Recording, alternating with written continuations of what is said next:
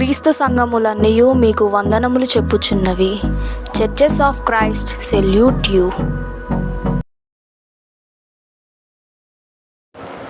ప్రియమైనటువంటి దేవుని బిడ్డలైన మీ అందరికీ కూడా మన ప్రభువును రక్షకుడైన యేసుక్రీస్తు అత్యున్నతమైన నామమును బట్టి మీ అందరికీ క్రీస్తు ప్రభు పేరిట మీ అందరికి వందనాలు తెలియజేస్తున్నాను.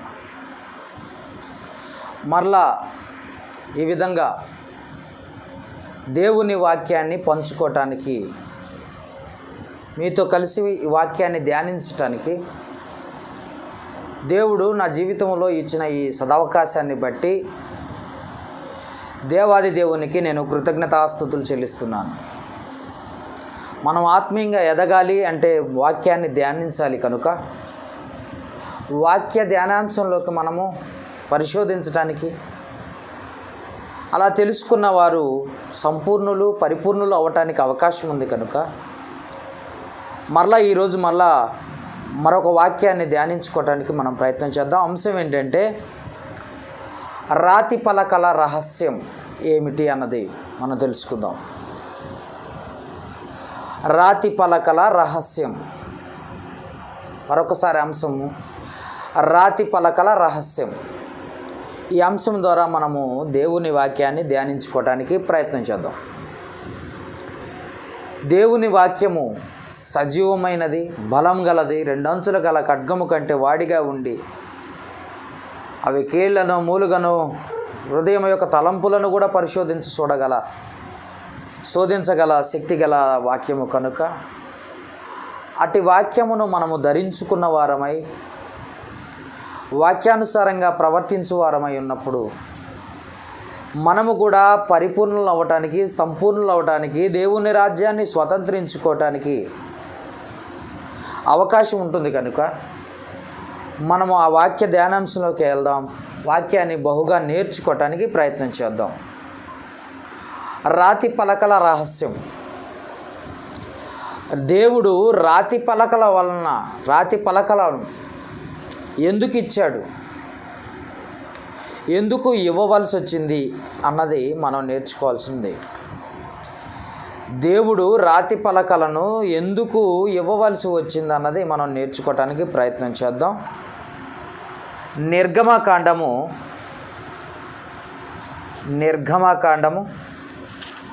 31వ అధ్యాయము. నిర్గమకాండము 31వ అధ్యాయము 18వ వచనం ఒకసారి చదువుకుందాం. నిర్గమకాండము 31వ అధ్యాయం 18వ వచనం ఒకసారి చదువుకుందాం. మరియు ఆయన సీనాయి కొండ మీద మోషేతో మాట్లాడుట సాలించిన తర్వాత ఆయన తన శాసనమును గల 2 పలకలను, అనగా దేవుని వ్రేలుతో వ్రాయబడిన రాతి పలకలను అతనికి ఇచ్చెను అన్న మాటను మనం చదువుకుంటున్నాం. రాతి పలకలను ఇవ్వాల్సిన అవసరం ఏముంది, ఇవ్వాల్సిన పనేంటి అన్నది మనం ఆలోచిస్తే, దేవుడు రాతి పలకలను మోషే గారికి ఇచ్చాడట మాట్లాడించిన తర్వాత, సాలిన తర్వాత. అది ఎందుకు ఇవ్వాల్సి వచ్చింది, ఏ కారణం చేత అన్నది మనం ఆలోచిస్తే, ఐగుప్తు నుండి దేవుడు ఇశ్రాయేలీలను విడిపించిన తర్వాత సందర్భం ఆలోచిస్తే, ఐగుప్తు నుండి దేవుడు ఇశ్రాయేలీలను విడిపించిన తర్వాత, అరణ్య మార్గంలో ప్రవేశించిన తర్వాత ఇవి ఇవ్వటం జరిగింది. ఎప్పుడు ఇచ్చాడు దేవుడు అని మనం ఆలోచిస్తే, ఐగుప్తు దేశం నుండి ఇశ్రాయేలుని విడిపించిన తర్వాత అరణ్య మార్గములోకి వెళ్ళి ప్రవేశించిన తర్వాత ఈ రాతి పలకలను ఇశ్రాయేలీల కొరకు మోషే గారికి ఇచ్చినట్లుగా మనం చూస్తున్నాం. వారు ఐగుప్తు నుండి విడిపింపబడిన వారై, ఇశ్రాయేలీలందరూ ఐగుప్తు నుండి విడిపింపబడిన వారై క్రొత్త దేశం వెళ్తున్నామనే సంతోషంలో వారుంటే, వారు క్రొత్త దేశం ఇప్పటి వరకు ఐగుప్తు దేశంలో ఉన్నారు ఇశ్రాయేలీలు. వారు క్రొత్త దేశానికి వెళ్తున్నామనే సంతోషంలో వారు ఉంటే దేవుని కొరకు దేవుని కొరకు క్రొత్తగా వారు మారాలన్న ఉద్దేశము దేవుడికి ఉండి, వారు ఇప్పటి వరకు ఐగుప్తు దేశంలో ఉన్న ఆచారాలు అయితేనేమి, వ్యవహారాలు అయితేనేమి అన్నీ చూస్తూ ఉండిపోయి చేస్తూ వారు ఉంటున్నారు కనుక వారు దేవుని కొరకు వారు క్రొత్తగా మారాలని దేవుని ఆశ కనుక ఆ రాతి పలకలు ఇచ్చినట్లుగా మనం చూస్తున్నాం. వారు క్రొత్తగా మారాలి, దేవుని కొరకు క్రొత్తగా మారాలి. క్రొత్తగా మారాలంటే వారికి రాతి పలకలు అవసరమై ఉన్నాయని తెలుసుకుని దేవుడు ఇచ్చినట్లుగా మనం చూస్తున్నాం. ఇంకొక సందర్భం చెప్పాలంటే మరొక మాట, దేవుడు 40 సంవత్సరాలు వారిని ట్రైనింగ్ పీరియడ్లో ఉంచాడు. ఇశ్రాయేలీల్ని 40 సంవత్సరాలు వారిని ట్రైనింగ్ పీరియడ్లో ఉంచాడు. వారిని ట్రైనింగ్లో ఉంచాడు. మాట చూద్దాం. మాట ద్వితీయోపదేశ కాండము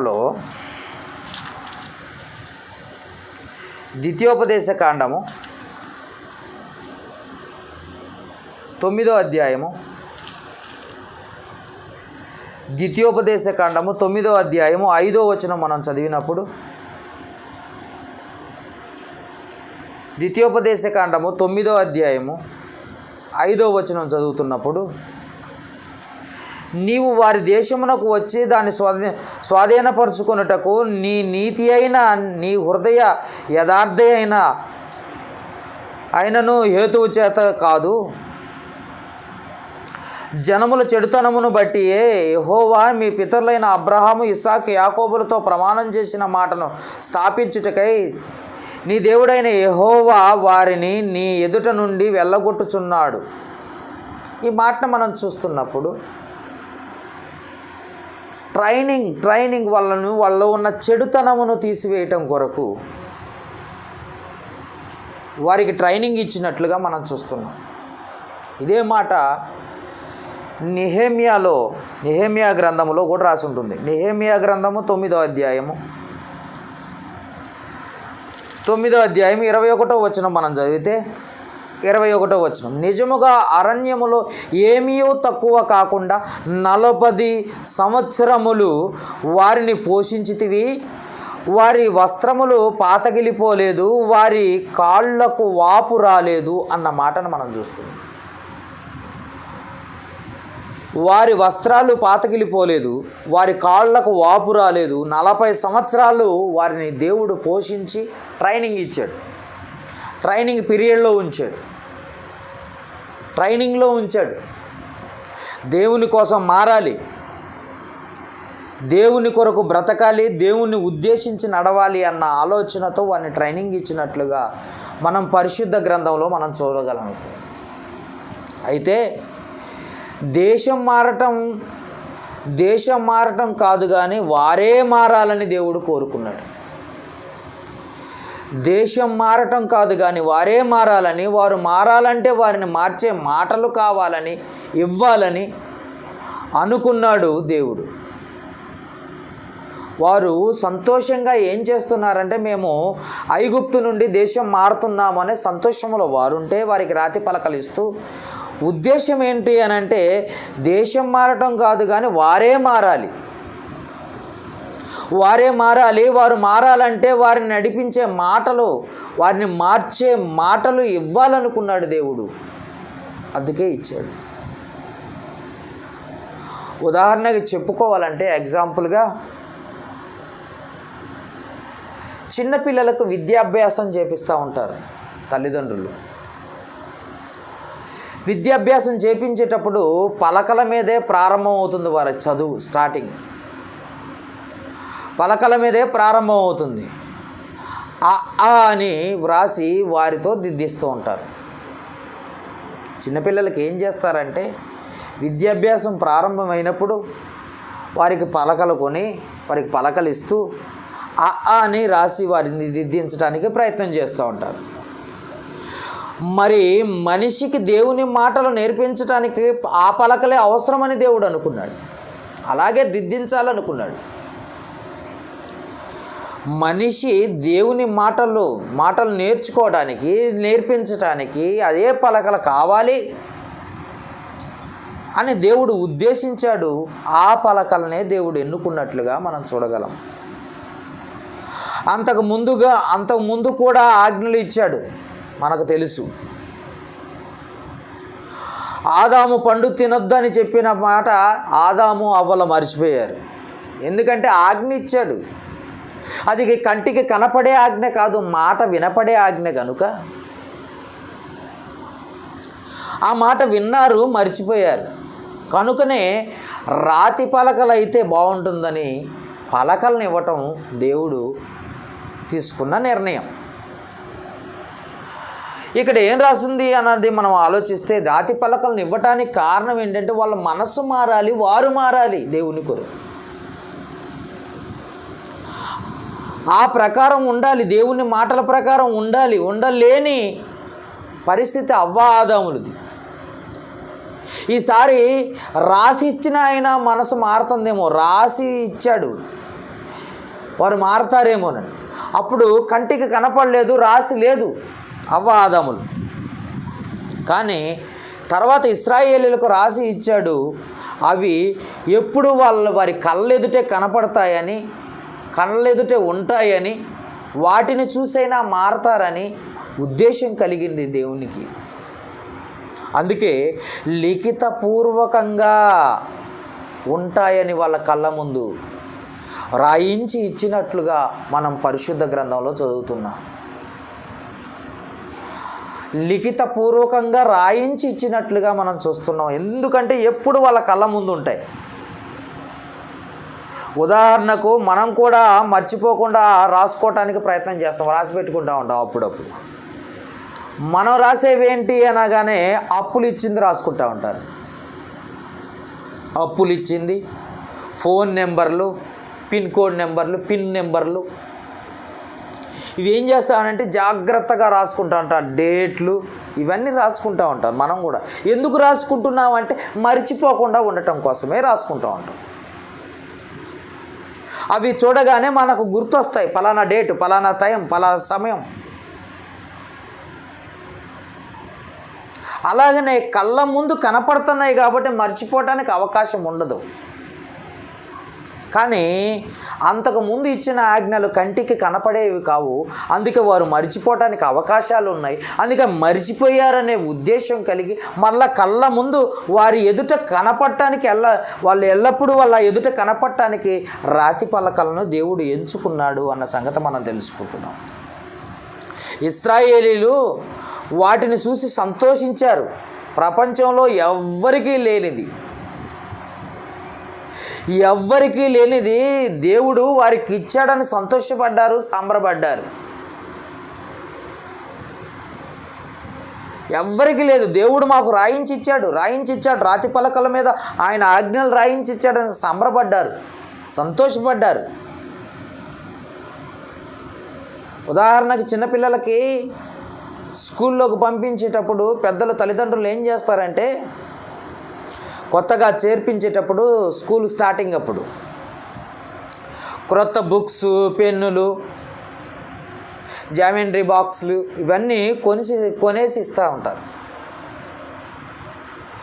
పిల్లలు వాటిని చూసి ఏం చేస్తారంటే చాలా సంతోషించిపోతారు, మురిసిపోతూ ఉంటారు చాలా.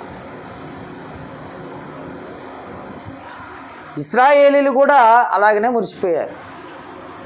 చిన్నపిల్లలు 3 నెలల తర్వాత వాటిని మర్చిపోతారు. ఒక 3 నెలలు అయిందనుకో, ఒక 2 నెలలు 3 నెలలు అయిందనుకో, వెంటనే మర్చిపోతారు కొనిచ్చిన పుస్తకాలను, పెన్నులు. ఫస్ట్ అయితే బాగా ఆనందంగా ఉంటుంది. ఆ బుక్స్ కొత్తగా ఉండేసరికి, పెన్నులు ఉండేసరికి, అన్నీ చూసేసరికి చాలా సంతోషంగా ఉంది. అట్లానే ఇశ్రాయేలీలు రాతి పలకలు ఇచ్చినప్పుడు ఎవరికీ లేవు. దేవుడు మమ్మల్ని ప్రేమించి మాకు ఇచ్చాడని చాలా గొప్పగా ఆనందపడ్డారు. పిల్లలు 1 నెల, 2 నెలలు, 3 నెలలు మర్చిపోయినట్టుగా ఇశ్రాయేలీలు కూడా అలాగే మర్చిపోయారు. రాతి పలకలు పోయి ఇక లాభం లేదని రాతి హృదయాలు అయిపోయాయి వాళ్ళకి. రాతి పలకలు పోయాయి. మనుషులే ఇశ్రాయేలీలు ఏమైపోయారంటే రాతి హృదయాలు అయిపోయాయి వాళ్ళ హృదయాలు. అంటే దేవుడు ఏదైతే ఇచ్చాడో అది మర్చిపోయారు. ఏ క్రమం అయితే చెప్పాడో ఆ క్రమాన్ని విడిచిపెట్టేశారు. విడిచిపెట్టేసి వారి ఇష్టానుసారంగా ఉండటం మొదలుపెట్టేశారు. అందుకనే వారి రాతి హృదయాలు కనుక అలా విడిచిపెట్టేశారు. విడిచిపెట్టడమే కాక దేవుణ్ణి మరీ ఎక్కువగా దుఃఖపెట్టినట్లుగా కూడా ఇశ్రాయేలీలు మనం చూస్తున్నాం. వారు మారాలని రాతి పలకలను ఇస్తే, ఆజ్ఞలు ఇస్తే, ఎల్లప్పుడూ వారి కంటి ముందు కనపడుతున్న ఆజ్ఞలను కూడా పక్కకు నెట్టేసి రాతి హృదయాలు కలిగి దేవుణ్ణి మరీ ఎక్కువగా దుఃఖపెట్టినట్లుగా కీర్తనల గ్రంథము 78వ కీర్తనలో మనం చూడగలం. కీర్తనల గ్రంథము 78వ కీర్తన, 78వ కీర్తనలో, కీర్తనల గ్రంథము 78వ కీర్తన 40-41 వచనాలు చదివితే, అరణ్యమున వారు ఆయన్ను ఎన్నో మార్లు తిరగబడిరి, ఎడారి యందు ఆయన్ను ఎన్నో మార్లు దుఃఖపెట్టిరి, మాటి మాటికి వారు దేవుణ్ణి శోధించిరి, మాటి మాటికి ఇశ్రాయేలు పరిశుద్ధ దేవుని సంతాపమును కలిగించిరి అన్న మాటను మనం చూస్తాం. ఎన్నో మార్లు దేవుడు ఏదైతే ఉద్దేశం కలిగి ఉన్నాడో తన పిల్లల పట్ల, ఆ ఉద్దేశం నెరవేర్చకపోగా, ఆ ఉద్దేశాన్ని కలిగి ఉండకపోగా మరీ ఎక్కువ రాతి హృదయాలు కలిగి మరీ ఎక్కువ దేవుని దుఃఖపెట్టినట్టుగా, మరీ ఎక్కువ బాధ పెట్టినట్టుగా, మాటి మాటికి బాధ పెట్టినట్లుగా, మాటి మాటికి దేవుణ్ణి సంతాప పెట్టినట్లుగా మనం చూస్తున్నాం పరిశుద్ధ గ్రంథం. దేవుడు వారి నుండి ఆశించినది ఒకటి, వారు చేస్తున్నది ఒకటైపోయింది. వారిని ఏ విధంగా దేవుడు కావాలని కోరుకున్నాడో ఆ విధంగా వారు ఉండలేకపోయారు. పలకల మీద ఉన్నవి అక్కడే ఉండిపోయాయి. వారి హృదయాలపైన లేకుండా పోయాయి. వారి మనస్సులో అవి లేవు, మారలేదు. వారిలో అవి లేవు, ఆ మాటలు లేకుండా పోయాయి. దేవుడు వారిని ప్రేమించిన దేవుడు కనుక, వారేంటో అర్థం చేసుకున్న దేవుడు కనుక, వారిని రక్షించటానికి ఆయన మరొక ఆలోచన చేశాడట. మరొక ఆలోచన చేశాడు. ఏంటి అని ఆలోచించినప్పుడు, పలకల మీద వ్రాస్తే వారికి అర్థం కాలేదు, వారి హృదయాల మీదే రాయాలనుకున్నాడట దేవుడు. పలకల మీద అంతకుముందు ఆదాము అవ్వలకు ఆజ్ఞలు ఇచ్చాడు. అవి కంటికి కనపడలేదు. అందుకే వారు మర్చిపోవడానికి అవకాశం ఉంది. ఇప్పుడైతే కంటికి కనపడుతుంది కనుక ఇదిగో రాతి పలకలను ఇద్దామనుకున్నాడట. వారు రాతి పలకలను చూసి సంతోషపడ్డారు, సంబరపడ్డారు. కానీ వారు ఆ పలకల మీద ఏమి రాశాడో దేవుడు ఆ క్రియలు జరిగించలేకపోయారట. ఇశ్రాయేలీలు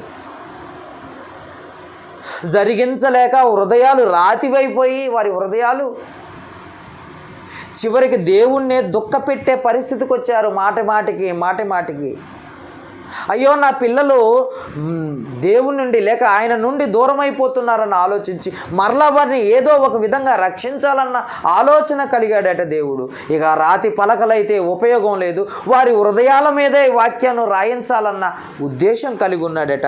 ఆ మాటను కూడా పరిశుద్ధ గ్రంథములో నుండి ఇర్మియా గ్రంథంలో మనం చూడగలం. ఇర్మియా గ్రంథము 31వ అధ్యాయం, 31వ అధ్యాయం 31వ అధ్యాయము 31వ వచనం నుండి 33 వచనాల వరకు చదువుకుంది.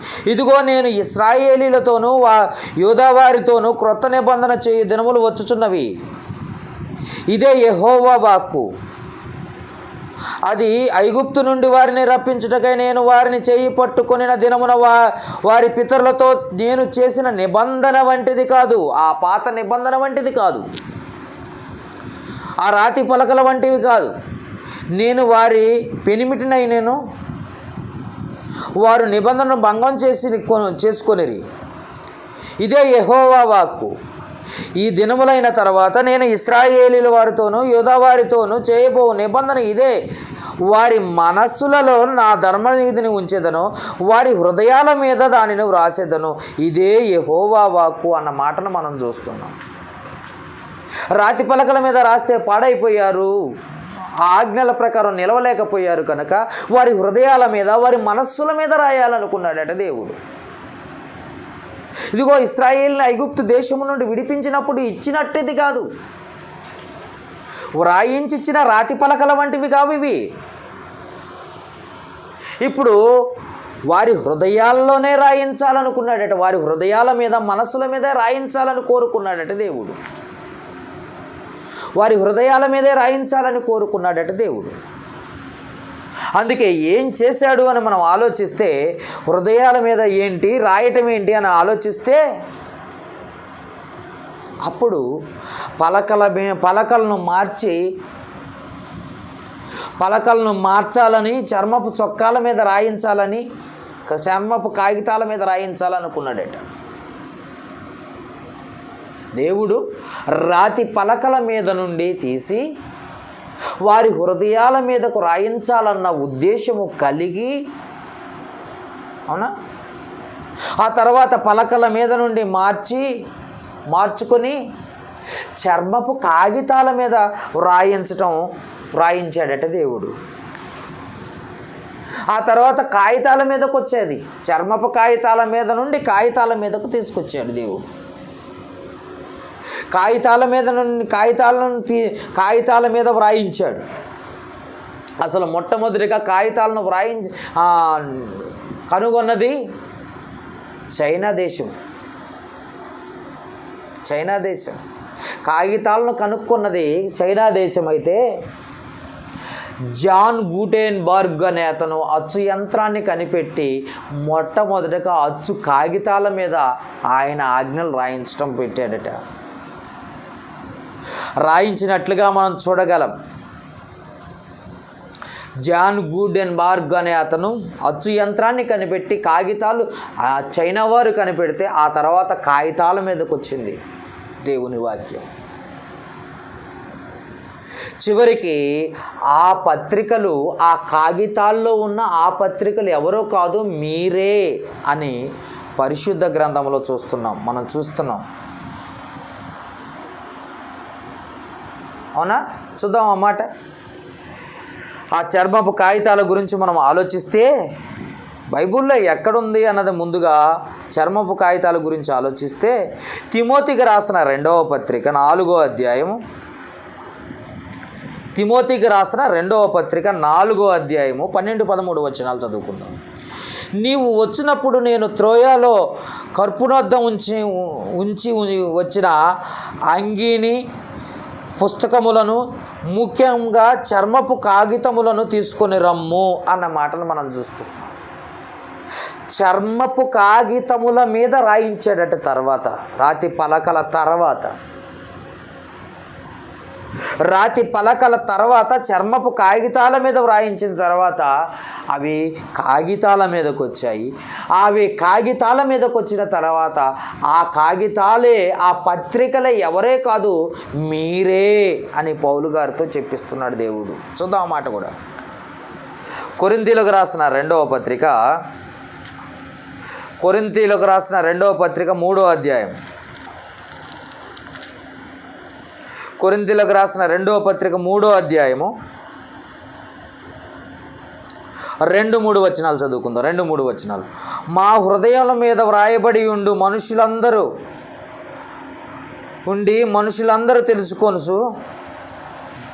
చదువుకొనుచున్నా మా పత్రికలు మీరే కారా? రాతి పలకల మీద కానీ సిరాతో కానీ వ్రాయబడక రాతి పలకల మీద కానీ సిరాతో రాయబడక అంటే మొదట రాతి పలకల మీద రాయించాడు దేవుడు, తర్వాత చర్మపు కాగితాల మీద రాయించాడు దేవుడు. మొదట రాతి పలకల మీద రాయించాడు దేవుడు, ఆ తర్వాత చర్మపు కాగితాల మీద రాయించాడు, తర్వాత కాగితాల మీదకు రాయించాడు దేవుడు. ఆ సిరాతో రాయబడిన బడక మెత్తని హృదయములు అను పలక మీద జీవముగల దేవుని ఆత్మతో ఈ పరిచర్య మూలముగా వ్రాయబడిన క్రీస్తు పత్రిక అయి ఉన్నారని మీరు తేటపరచబడుతున్నారు. మీరే ఆ పత్రికలు. మీ హృదయాల్లో ఉండాలి ఆ పత్రికలు, ఆ వాక్యాలు, దేవుని మాటలు మీ హృదయాల్లో ఉండాలి. మొదట ఆజ్ఞగా ఇస్తే అది కంటికి కనపడలేదు, రాతి పలకల మీద ఇస్తే అది చూశారు, సంతోషించారు, కానీ అవి మార్చాలన్న ఆలోచన, మనల్ని మార్చటానికే దేవుడు ఇచ్చాడన్న ఆలోచన వారికి లేకుండా పోయింది. వాటిని చూసి సంతోషించారు, సంబరపడ్డారు, మరలా దేవుణ్ణి మరీ ఎక్కువగా దుఃఖపెట్టారు. మరీ ఎక్కువగా ఇశ్రాయేలు అరణ్య మార్గంలో మరీ ఎక్కువగా దుఃఖపెట్టినట్లుగా మనం చూస్తున్నాం. అప్పుడు అనుకున్నాడట, వీరి రక్షణ గురించి మంచి ఆలోచన చెయ్యాలనుకున్నాడట దేవుడు. అప్పుడు అనుకున్నాడట, వారి హృదయాల మీద ఈ పత్రిక రాయాలి అనుకున్నాడట. వారి హృదయాల మీద ఈ పత్రిక రాయాలనుకున్నాడట. ఆ పత్రిక మీరే అయి ఉండాలనుకుంటున్నాడట ఈరోజు దేవుడు. అంటే కాగితాల మీద పలకల మీద ఉన్న వాక్యము చర్మపు కాగితాల మీదకి వచ్చింది, చర్మపు కాగితాల మీద ఉన్న వాక్యము కాగితాల మీదకి వచ్చింది, కాగితాల మీద ఉన్న వాక్యము నీ హృదయంలో ఉండాలి, ఆ పత్రిక మీరై ఉండాలి అన్నదే దేవుని సంకల్పం, దేవుని ఉద్దేశం.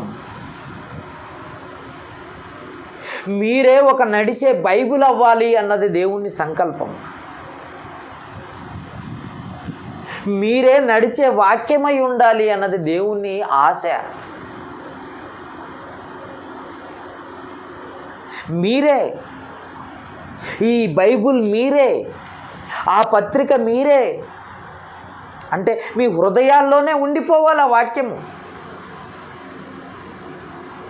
కానీ ఈరోజు ఆ వాక్యం ఏమైపోతుందంటే, ఆ బైబిల్ ఏమైపోతున్నాయంటే ఉల్లిగడ్ల పాలైపోతున్నాయి, ఉల్లిగడ్ల పాలవుతున్నాయి. రోజు చదివేది ఒక దినపత్రికలా మారిపోయింది బైబిల్ ఈరోజు. అంతేకాక ఆ బైబిల్ని తప్పు పట్టేవారు కూడా తయారైపోయారు ఈరోజు లోకంలో. ఆ పత్రిక మీరే కావాలని, ఆ వాక్యం మీరే కావాలని ఆయన సంకల్పాన్ని పక్కకు పెట్టేసి చివరికి ఆ బైబిల్ని ఉల్లిగడ్డల కోసం ఇచ్చే పరిస్థితికి వచ్చేసింది. పైగా ఆ బైబిల్ని, ఆ దేవుని మాటల్ని తప్పు పట్టడానికి చాలామంది ఈ లోకంలో తయారైపోయారు. ఎలా తయారైపోయారు అని అంటే, పాత నిబంధన గ్రంథమే గొప్పది అని కొందరు లేసే అంతగా. పాత నిబంధన గ్రంథమే గొప్పది, క్రొత్త నిబంధన కాదు, పాత నిబంధన గ్రంథమే గొప్పది అనే స్థాయికి కొందరు లేచారు. కొందరు లేచి పాత నిబంధనే గొప్పది గొప్పది గొప్పది అని చాటించేవారు ఈ రోజుకి లేకపోలేదు. ఈ రోజు వరకు కూడా చాలామంది ఉన్నారు పాత నిబంధన గొప్పదని నమ్మేవాళ్ళు. పాత నిబంధన మనకు అవసరం ఉందా? అయితే ఎలా? పాత నిబంధన మనకు అవసరం ఉందా? అయితే ఎలా అన్నది మనం ఆలోచిస్తే, బైబిల్లో ఏమి రాస్తుంది పాత నిబంధన గూర్చి అని మనం ఆలోచిస్తే, హెబ్రీలకు రాసిన పత్రిక 10వ అధ్యాయము 1-2 వచనాల్లో, హెబ్రీలకు రాసిన పత్రిక 10వ అధ్యాయము 1-2 వచనాల్లో ధర్మశాస్త్రము రాబోవుచున్న మేలుల ఛాయ గలదే కానీ ఆ వస్తువుల నిజస్వరూపం గలది కాదు గనుక ఆ యాజకులు ఏటేటా ఎడతెగకుండా అర్పించుట ఒక్కటే వివిధమైన బలులు వాటిని వారికి ఎన్నడూనూ సంపూర్ణ సిద్ధి కలగజేయలేదు.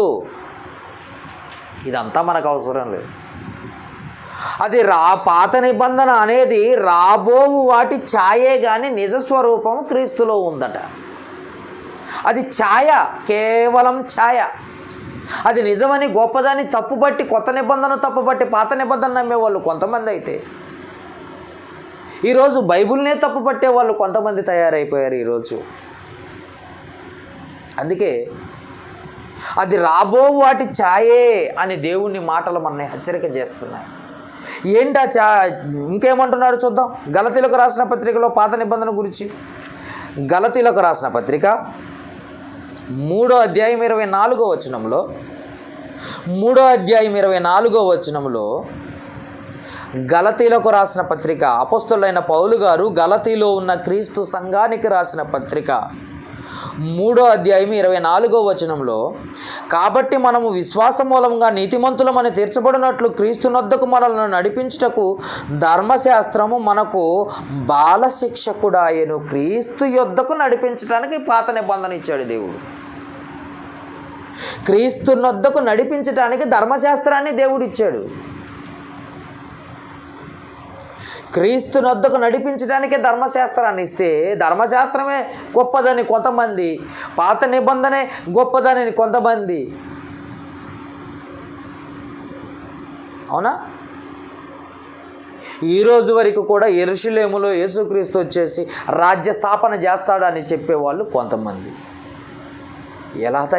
ఎలా తయారైపోయారో తెలుసా? వాక్యం అర్థం కావటం లేదు. దేవుడు ఏమి ఊహించాడు, ఏమి కావాలనుకున్నాడు?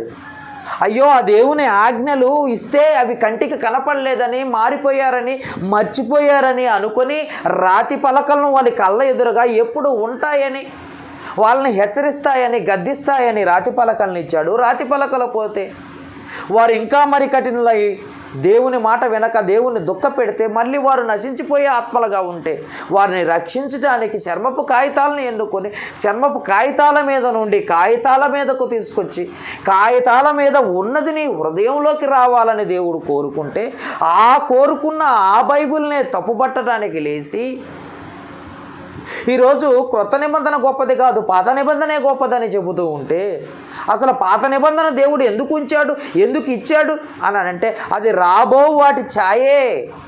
ధర్మశాస్త్రము రాబో వాటి ఛాయే. క్రీస్తునొద్దకు నడిపించడానికి అది ఇవ్వటం జరిగిందన్న సంగతి కూడా ఈరోజు జనానికి అర్థం కాని పరిస్థితికి వచ్చింది. పెద్ద బాల శిక్షకుడుగా మనల్ని క్రీస్తునొద్దకు నడిపించాడని చెప్తుంది బైబిలు, పాత నిబంధన. ఇంకేమంటుందో ఒకసారి ఆలోచిస్తే లూకాసు వార్త దాన్ని నెరవేర్చినట్లుగా మనం చూస్తున్నాం. యేసు ప్రభు వచ్చి లూకాసు వార్త 24వ అధ్యాయము 44వ వచనంలో 24వ అధ్యాయము 44వ వచనం, అంతటా ఆయన మోషే ధర్మశాస్త్రములోను ప్రవక్తల గ్రంథములోను కీర్తనలోను నన్ను గూర్చి వ్రాయబడి ఉన్నవన్నీ నెరవేరవలనని నేను మీ యొద్ద ఉండినప్పుడు మీతో చెప్పిన మాటలు నెరవేరినవని వారితో చెప్పాను అన్న మాటను మనం చూస్తున్నాం. ఈ భూమి మీద యేసు ప్రభు వచ్చి వాటన్నిటినీ ధర్మశాస్త్రమునన్నిటినీ నెరవేర్చాడు అన్న మాటను మనం చూస్తున్నాం. నెరవేర్చాడు. నెరవేర్చక ముందు దాన్ని కొట్టివేయడానికి అర్హత ఎవరికీ లేదట. అదే మాట మత్తయి సువార్త 5వ అధ్యాయము 18వ వచనంలో చూడగలం మనం. ఆకాశమును భూమియు గతించిపోయిననే గాని ధర్మశాస్త్రం అంతయు నెరవేరు వరకు దాన్ని ఒక పొల్లైనను చున్నాయినను తప్పిపోదని నిత్యముగా మీతో చెప్పుచున్నాను. ధర్మశాస్త్రం నెరవేర్చలేదు కనుక అది అప్పటి వరకు అది నిలిచి ఉంటుంది. క్రీస్తు మరణించే వరకు ధర్మశాస్త్రం నిలిచి ఉన్నది. మరణించి తిరిగి లేచిన తర్వాత ధర్మశాస్త్రాన్ని కొట్టివేశాడు. నెరవేర్చాడు, ధర్మశాస్త్రాన్ని నెరవేర్చాడు. నెరవేర్చక ముందు అది నెరవేర్చే వరకు ఒక సున్నా కానీ ఒక పొల్లైనా కొట్టివేయబడదు, కొట్టివేయబడదు. క్రీస్తు దాన్ని నెరవేర్చాడు కనుకనే దాన్ని కొట్టివేసినట్లుగా మనం చూడగలం పరిశుద్ధ గ్రంథంలో. ఇంకా దాని గురించి మనం ఆలోచిస్తే అది లోపము గలది అన్న మాటను చూడగలం. హెబ్రీయులకు రాసిన పత్రిక, దాన్ని కొట్టివేయడానికి కారణం ఏంటి అని ఆలోచిస్తే అది లోపము గలది కనుక అది కొట్టివేయాల్సి వచ్చిందట. హెబ్రీయులకు రాసిన పత్రిక 8వ అధ్యాయము 7వ వచనములో, ఎలయనగా మొదటి నిబంధన లోపము లేనిదైతే రెండవ దానికి అవకాశమే ఉండనేరదు అంటున్నాడంటే, మొదటి దాన్ని అది లోపము గలది, పాత నిబంధన లోపం గలది. కేవలం క్రీస్తునొద్దకు నడిపించటానికి, కేవలము ధర్మశాస్త్రం రాబోవాటి ఛాయే కానీ నిజస్వరూపం క్రీస్తులో ఉన్నదన్న సంగతి మర్చిపోయారు. అందుకే పాత నిబంధనే గొప్పది. అసలు ఉండాల్సిన మాటలు క్రొత్త నిబంధనలోనే కదా ఉన్నాయి. అందుకే అది లోపం గలది అంటూ చెబుతూ ఇంకొక మాట కూడా రాయబడ్డ మాటను మనం చూడగలం. అది నిష్ప్రయోజనమైనది అన్న మాటను మనం చూడగలం. ఎక్కడుంది ఆ మాట? హెబ్రీయులకు రాసిన పత్రిక 7వ అధ్యాయము, హెబ్రీయులకు రాసిన పత్రిక 7వ అధ్యాయము 18-19 వచనాల్లో, 18-19 వచనాల్లో, ఆ ధర్మశాస్త్రము దేనిని సంపూర్ణ సిద్ధి కలగజేయలేదు గనుక ముందు ఇవ్వబడిన ఆజ్ఞలు బలహీనమైనందున నిష్ప్రయోజనమైనందునను అది నివారణ చేయబడి ఉన్నది. అది నిష్ప్రయోజనం కనుక అది నివారణ చేయబడింది, దాన్ని కొట్టివేయటం జరుగుతుంది. పాత నిబంధన కొట్టివేయటం జరిగింది, తీసివేయటం జరిగింది. దాన్ని నెరవేర్చే వరకు దాన్ని సున్నా కానీ ఒక పొల్లైనా తప్పిపోదు. దాన్ని నెరవేర్చిన వాడు యేసుక్రీస్తు ఈ లోకానికి వచ్చి ధర్మశాస్త్రానికి లోబడి దాన్ని నెరవేర్చి దాన్ని కొట్టివేయడానికి అర్హతను సంపాదించాడు. అదే మాట ఎఫెసీయులకు రాసిన పత్రిక 2వ అధ్యాయము, ఎఫెసీయులకు రాసిన పత్రిక 2వ అధ్యాయము 13-14 వచనాల్లో, అయినను మునుపు దూరస్తులైన మీరు ఇప్పుడు క్రీస్తు యేసునందు క్రీస్తు రక్తం వలన సమీపస్తులై ఉన్నారు. ఆయన మన సమాధానమై ఉండి మీకును మాకును ఉండిన ద్వేషమును అనగా విధిరూపకమైన ఆజ్ఞలు గల ధర్మశాస్త్రమును తన శరీరమందు కొట్టివేయుట చేత మధ్య గోడను పడగొట్టి మన ఉభయులను ఏకము చేసెను అన్న మాటను మనం చూస్తున్నాం.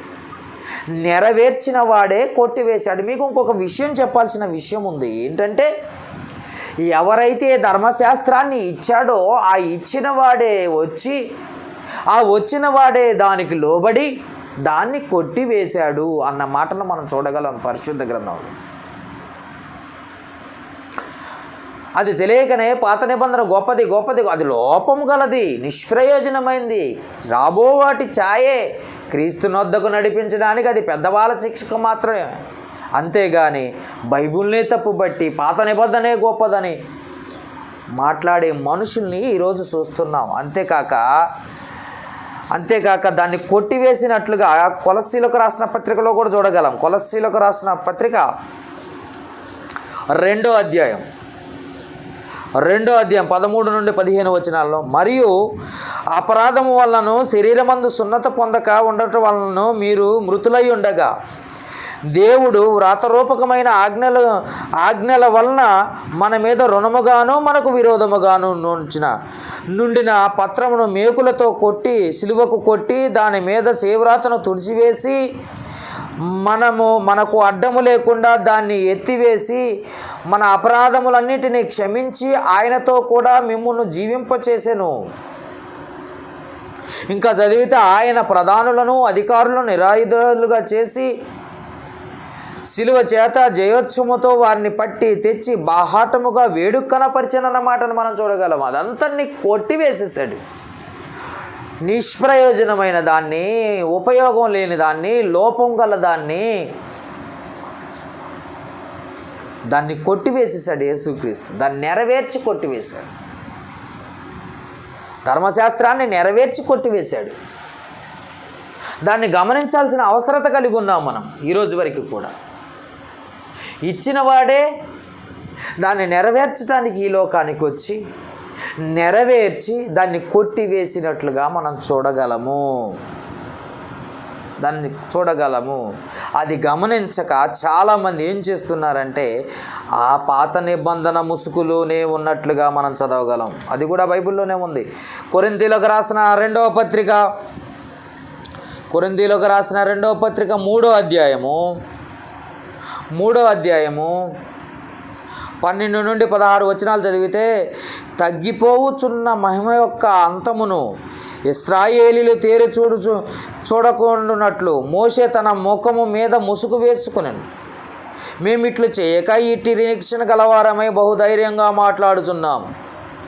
మరియు వారి మనసులు కఠినములాయను గనుక నేటి వరకు పాత నిబంధన చదవబడుతున్నప్పుడు అది క్రీస్తునందు కొట్టివేయబడినని వారికి తేటపరచబడక ఆ ముసుగులోనే నిలిచి ఉన్నది.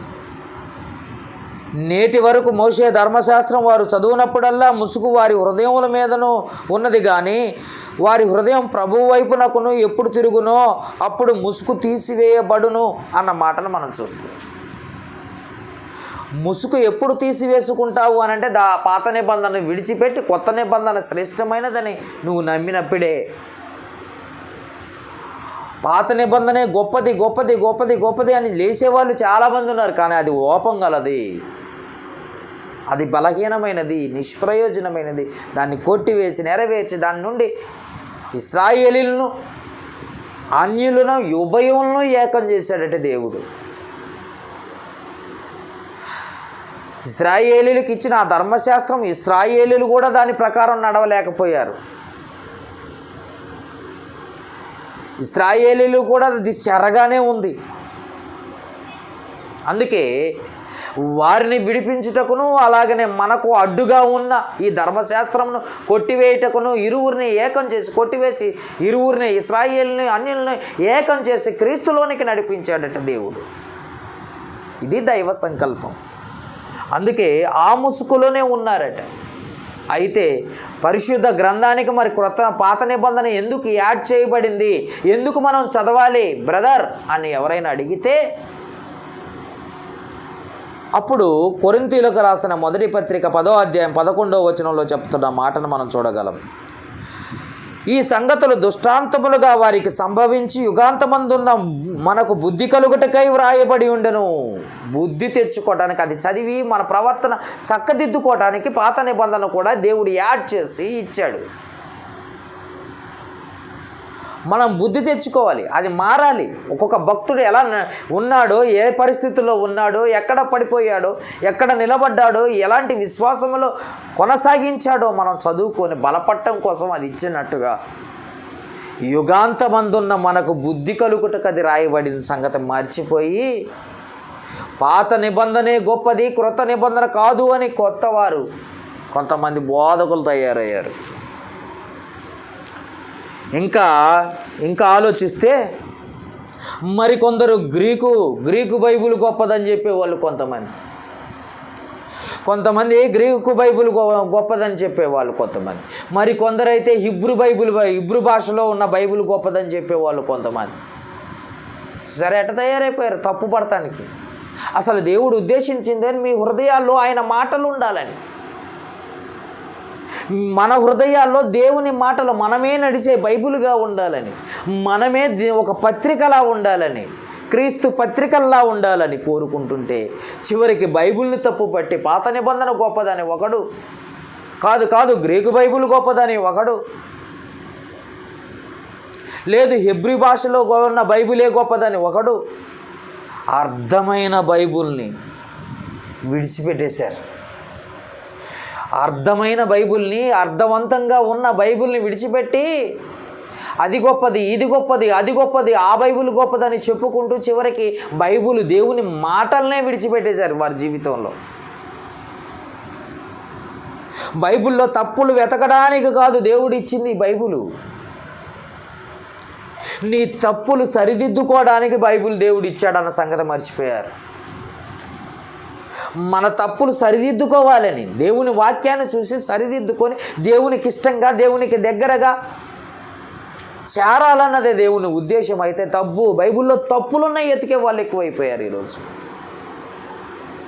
రకరకాల మనుషులు, రకరకాల సంఘాలు, రకరకాల బోధలు ఈరోజు లోకంలో ఉన్నాయన్న సంగతి మనం మర్చిపోవద్దు. అందుకే జాగ్రత్తగా మనం ఉండాలని దేవుడు కోరుకుంటున్నాడు.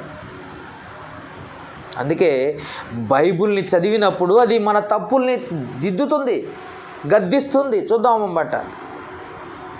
తిమోతికి రాసిన 2వ పత్రికలో ఆ మాట మనం చూడగలం. 3వ అధ్యాయం 16-17 వచనాలు ఉన్నాయి.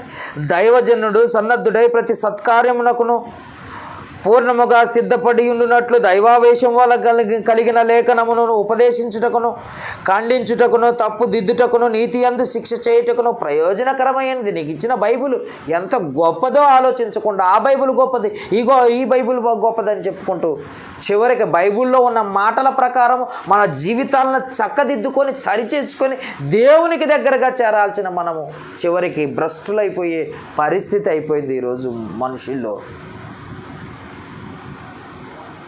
దేవుడు ఏం ఊహించాడు, మనం ఏం చేస్తున్నాం? దేవుడు ఏం కావాలని కోరుకున్నాడు, మనం ఏమవుతున్నాం? మనలో దేవుడు ఏమి చూడాలనుకున్నాడో మనం ఏం చూపిస్తున్నాం ఒక్కసారి ఆలోచించడం. కఠిన హృదయాలు చూపించేవారిగా ఉన్నారు. నిన్ను చూసినప్పుడు నీ హృదయం కఠినంగా మారిపోయింది. అందుకే హిబ్రూ భాష బైబిల్ గొప్పది, గ్రీకు భాష బైబిల్ గొప్పది, పాత నిబంధన గొప్పది, ఆ బైబిల్ గొప్పది అని చెబుతున్నావు, కానీ నీ హృదయంలో బైబిల్ ఏది? అందుకే ఆయన మాటలు మనల్ని ఖండిస్తాయి. వాక్యము ఒకవేళ తప్పు దిద్దుతుంది, సరిచేస్తుంది మన జీవితాలు. వాక్యాన్ని చదివితే మన తప్పు దిద్దుతుంది. తప్పు దిద్దుకొని సరిచేసుకొని దేవుణ్ణి వెంబడించాలి, ఆయన మార్గంలోకి నడవటానికి ప్రయత్నం చేయాలి. కానీ దాంట్లో తప్పులున్నాయి, దీంట్లో తప్పులున్నాయని వెతకడానికి కాదు దేవుడు బైబిల్ ఇచ్చింది. మనం దాన్ని నేర్చుకోవాలి. ఆయన మాటలు ఎప్పటికప్పుడు నేర్చుకోవాలి. ఎప్పటి నుండి నేర్చుకోవాలి? చిన్నప్పటి నుండే. ఎప్పటి నుండి దేవుని మాటలు నేర్చుకోవాలి? నీ బాల్య దినములు ఎందే నీ సృష్టికర్తను స్మరణకు తెచ్చుకోమంటున్నాడు ప్రసంగి గ్రంథం 12వ అధ్యాయం 2-3 వచనాల్లో. బాల్య దినముల నుండే దేవుని మాటలకు లోబడి దేవుని మాటలు నేర్చుకోవాలంటున్నాడు దేవుడు. ద్వితీయోపదేశకాండం 6వ అధ్యాయంలో అయితే నీ చిన్నపిల్లలకు నడిచే దారిలోను, పడుకునేటప్పుడు, లేచినప్పుడు, గుమ్మాలకు ఆ మాటలు కట్టి నేర్పించు అంటున్నాడు. ఈరోజు ఎవరు నేర్పిస్తున్నారు అలాగా? ఎవరు నీతిగా ఉంటున్నారు? ఎవరు నేర్పిస్తున్నారు? ఇంకా అది తప్పు, ఇక్కడ తప్పు, అక్కడ తప్పుని ఎత్తి చూపించే వాళ్ళే తప్ప. మనము బైబిల్ దగ్గర విద్యార్థుల్లాగా ఉండాలి. ఎప్పుడు నేర్చుకునే వారిగా ఉండాలి. వాక్యాన్ని నేర్చుకొని మన జీవితాల్లో అన్వయించుకొని, ఒకవేళ మనలో బలహీనత ఉంటే, తప్పు ఉంటే సరిదిద్దుకుంటూ దేవుని వైపు నడుస్తూ ఉండాలి. పరలోకం కొరకు ప్రయాసపడుతూ ఉండాలి. ఈ లోకయాత్రను కొనసాగిస్తూ ఉండాలి. అంతేకాని అది నేర్చుకోకపోతే పరిస్థితి ఏంటి? అందుకే బైబిల్ దగ్గర విద్యార్థిగా నేర్చుకోవాలి. ఎలా అంటే ప్రభుత్వం కొన్ని పథకాలు పెట్టింది. అంతకుముందు వయోజన విద్య అని ఒక ప్రభుత్వ పథకం, రాత్రి బడి అని ప్రభుత్వ పథకం పెట్టింది. అప్పుడు ఏం చేశారు? పెద్దవాళ్లకు ఆ చదువు అయితే పెద్దవాళ్ళు చిన్నపిల్లల్లా మారి వాక్యాన్ని నేర్చుకోవటానికి వెళ్ళేవారు. రాత్రి బడి వయోజన విద్య అని చెప్పినప్పుడు పెద్దవాళ్ళే చిన్నపిల్లలుగా మారి నేర్చుకోవడానికి ప్రయత్నం చేసేవారు, విద్య నేర్చుకోవడానికి ప్రయత్నం చేసేవారు. మనం కూడా చిన్నపిల్లలుగా మారి, పెద్దవారిగా ఉన్న చిన్నపిల్లలుగా మారి బైబిల్ దగ్గర విద్యార్థిగా నేర్చుకోవడానికి ప్రయత్నం చేయాలి. అందుకే మత్తయి సువార్త 18వ అధ్యాయంలో యేసు ప్రభువు చెబుతున్న మాట, మీరు మార్పు నొంది బిడ్డల వంటి వారైతేనే కానీ పరలోక రాజ్యంలో ప్రవేశింపరని నిశ్చయముగా చెప్పుచున్నాను అన్న మాటను చూస్తాం. మార్పు చెంది చిన్న బిడ్డల్లాగా మనము వాక్యం నేర్చుకుని దేవుని ఎదుట యథార్థంగా ఉండటానికి ప్రయత్నం చేయాలి. పరలోకాన్ని స్వతంత్రించుకోవడానికి ప్రయత్నం చేయాలి. మన హృదయాల్లో ఆ బైబిల్ ఉండాలి, మనమే ఆ పత్రికలై ఉండాలి అని కోరుకుంటున్నాడు. ఆ రోజు పలకలు ఇచ్చింది, చివరికి మీ హృదయాల్లో ఆ వాక్యం ఉండాలని కోరికతో, మీలో ఆ వాక్యం ఉండాలి, మీ హృదయాలపైన ఆ వాక్యం ఉండాలని, మీరే నడిచే బైబిల్ కావాలని, మీరే నడిచే పత్రికలు కావాలని, మీరే ఆ వాక్యము కావాలని. అంతేకాని బైబిల్ని అలమారలోనో బీరువాలోనో మరొక చోట చెక్కల కిందనో పెట్టేసి ఆదివారం నాడు దుమ్ము దులిపి సంకన పెట్టుకొని తీసుకొని రావటానికి ఒక పుస్తకంగా దేవుడు ఇవ్వలేదు. చెప్పాను కదా, పుస్తకంగా దేవుడు ఇవ్వలేదు. ఆయన మాటలు జీవము గల మాటలు. మన జీవం ఎక్కడుంది?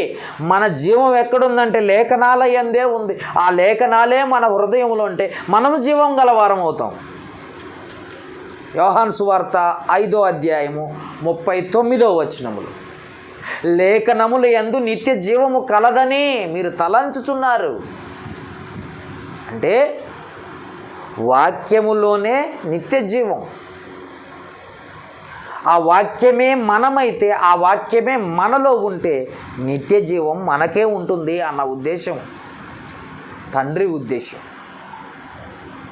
అలాంటి తండ్రి ఉద్దేశాన్ని పక్కకు పెట్టేసి చివరికి బైబిల్నే చదవక, అది తప్పుగా ఉంది నేను చదవని పక్కకు పెట్టేస్తావా? అయ్యో, రాతి పలకలు ఇచ్చిందే నీ హృదయంలో ఆ బైబిల్ ఉండాలని, ఆ పలకలే నీ హృదయం అయి ఉండాలని. అది మర్చిపోయి చివరికి ఏమవుతున్నావో, ఏం చేస్తున్నావో, ఎలా నడుస్తున్నావో, ఎవరిని పాడు చేస్తున్నావో దేవుని సన్నిధికి రాకుండా, ఎంతమందికి ఆటంకంగా మారావో ఒక్కసారి ఆలోచించుకో. ఇకనైనా దేవుని వాక్యాన్ని నేర్చుకొని, రాతి పలకల రహస్యం ఏంటంటే ఆ రాతి పలకలే మీద రాసిన వాక్యమే నీ హృదయములో నువ్వే ఆ బైబిల్ కావాలన్నది తండ్రి సంకల్పము, ఆశ, కోరిక. ఆ కోరికను మీరు నెరవేర్చే వారిగా ఉండాలని కోరుకుంటూ ప్రార్థన చేసుకుందాం. ప్రేమ కలిగిన తండ్రి, కృప కలిగిన మన ఆయన, మహోన్నతుడా, మీకే స్తుతులు స్తోత్రాలు చెల్లిస్తున్నాం. ఇప్పటి వరకు విన్న మాటలు ఎంతో శ్రేష్టమైన మాటలు. అవి ప్రతి హృదయంలో పడి ఫలించినట్లుగా సహాయం చేయండి. రాతి పలకల రహస్యమే నడిచే బైబిల్ అని, అది మేమేనని ఎంతో గొప్ప ఉన్నతమైన వాక్యాలతో మమ్మల్ని బలపరిచి నడిపించినందుకు కృతజ్ఞతలు. ఇటు మాటలు విన్నవారిని, చూసిన వారిని దీవించి ఆశీర్వదించమని వేడుకుంటూ ఈ మనవులు మా ప్రభువును రక్షకుడైన క్రీస్తు యేసు నామమున అడిగి వేడుకొనుచున్నాము మా పరమ తండ్రి. ఆమేన్. వందనాలు.